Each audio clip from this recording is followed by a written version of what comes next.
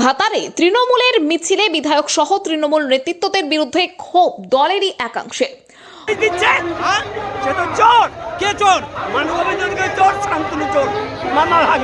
কেন ওরা কি চুরি করছে?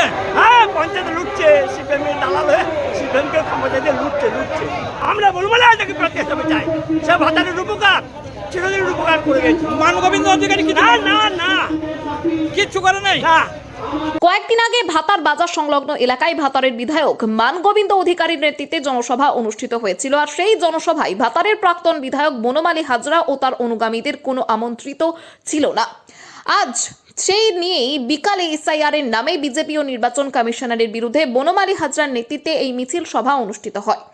বিজেপি যখন একের পর এক বাংলার মানুষকে নাজেহাল করে ছাড়ছে, ঠিক সেই সময় তৃণমূল কংগ্রেসের অন্তর্মহলে গোষ্ঠীদ্বন্দ্ব বেড়েই চলেছে। কার জন্য 5 দিন আগে যখন বর্তমান বিধায়ক মনোগোবিন্দ অধিকারীর নেতৃত্বে জনসভা হলো, আবার তার জনসভার পাল্টা জনসভা করার কি প্রয়োজন বনমালী হাজরার নেতৃত্বে, সেটাই এখন বোঝার বিষয়। উপস্থিত ছিলেন এই মিছিলে ভাতারের প্রাক্তন বিধায়ক থেকে শুরু করে তৃণমূল কংগ্রেসের জেলা ও ব্লকের নেতৃত্বরা। মিছিল থেকে বিধায়ক মানগোবিন্দ অধিকারী ও জেলা পরিষদের শিক্ষা কর্মাধ্যক্ষ শান্তনু কনরের বিরুদ্ধে ক্ষোভ প্রকাশ করেন তৃণমূল কর্মীরা। জেলা শ্রমিক সংগঠনের সম্পাদক নয়ন সামন্ত ও যুবনেতা সঞ্জিত দত্তরা স্বীকার করেন যে এটা প্রকৃতপক্ষে তৃণমূল কর্মীদের ক্ষোভের বহিঃপ্রকাশ। কারণ আজকে এই সভায় যারা এসেছে প্রকৃত তৃণমূল কর্মীরা, এরা 5 বছর বর্তমান বিধায়কের দ্বারা বঞ্চিত ও লাঞ্ছিত এবং অনেক অপমানিত হয়েছে। আজকে যারা এই সভায় পা মিলিয়েছে 21 সালে সিপিএম ও বিজেপির বিরুদ্ধে লড়াই করে রক্ত ছড়িয়েছে বর্তমানে বিধায়ক মানগোবিন্দ অধিকারী, সেটা ভুলে গেছে। ৯৮ সাল থেকে যারা তৃণমূলটা করেছে, যারা তৃণমূলের জন্য রক্ত ঝরিয়েছে, যারা তৃণমূলের জন্য কেস খেয়েছে, যারা তৃণমূলের জন্য মার খেয়েছে, যারা তৃণমূলের জন্য ঘর ছাড়া হয়েছে, সেই সমস্ত তৃণমূলী কর্মীরা আজকে মাঠে নেমেছে। কারণ যে আজকে তাদেরকে উপকৃত, আজ গত 5 বছর ধরে তারা আজকে উপকৃত হয়ে আছে। তারা আজকে কোনো মতেই তারা ডাক পায় না। তারা দলের আজকে সেই জায়গায় পজিশন তৈরি থেকে সাইড করে রেখে দেওয়া হয়েছে। তাই তাদের ক্ষোভ বিক্ষোভ তাদের মধ্যে থাকতেও তারা তৃণমূল দলটাকে ভালোবাসে। তাই ভালোবেসে তৃণমূলের ডাকে, তৃণমূলের এই ভাতারে তৃণমূলের পুরনো তৃণমূল কর্মীদের ডাকে সামনে 26 সালে ভোট, সেই ভোটে জয়যুক্ত করার জন্য, তাদের হাত শক্ত করার জন্য, আগামী দিনে 26 সালে যে নতুন এমএলএ হবে তার হয়ে হাত আজকে ভোট করার জন্য তারা আজকে মাঠে নেমেছে। তাহলে দেখুন এই হাজার হাজার মানুষ, কম করে 5-7 হাজার মানুষ, এটা কোনো ভাড়া করা লোক নয়, এটা মন্তেশ্বর থেকে আসে নাই, এটা মঙ্গলকোট থেকে আসে নাই, এটা আউসগ্রাম থেকে আসে নাই, এটা ভাতারের মানুষ, এটা ভাতারের আদি তৃণমূল কংগ্রেসের কর্মীরা। তাদের কাছে আপনারা একবার সামনে যান যে 4 বছর আপনারা কতটা সম্মানে আছেন, তাহলে সব উত্তর পুরনো কর্মীরা সম্মান পাচ্ছে না। মন্তেশ্বর মঙ্গলকোট বর্ধমান থেকে আনা নয়, প্রত্যেক মানুষ এসেছে। এবারে কাউকে যে বাড়ি দেবো না, বাড়ি দিতে হবে বলে লোকগুলো আনা হয় নাই, তারা স্ব ইচ্ছায় এসেছে।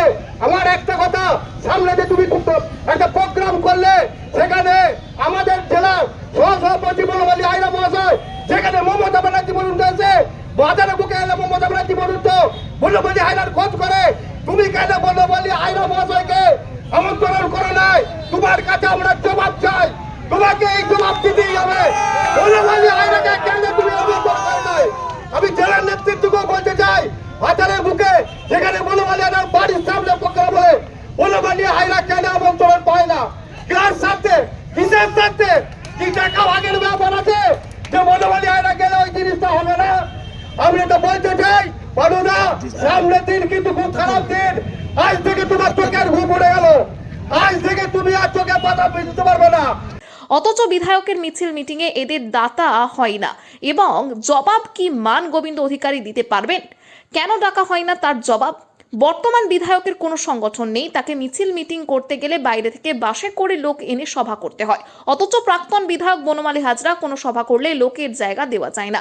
মঞ্চ থেকে বক্তব্য রাখতে গিয়ে তৃণমূল নেতৃত্বরা বলেন যে আগামী বিধানসভা নির্বাচনের পর বিধায়ক মানগোবিন্দকে প্রাক্তন করে দেব। বনমালী হাজরা ক্ষোভের মাধ্যমে জানানো, আমার বাড়ির সামনে 5 দিন আগে সভা হলে আমাকে আমন্ত্রিত করা হয়নি। সামনে যখন কঠিন পরিস্থিতি, বিজেপির সঙ্গে বিরাট ব্যবধানে জয়ের বার্তা বারবার অভিষেক বন্দ্যোপাধ্যায় দিয়ে যাচ্ছে, আর ঠিক সেই সময়ই তৃণমূল কংগ্রেসের অন্দরমহলে একের পর এক দ্বন্দ্ব প্রকাশ্যে আসছে।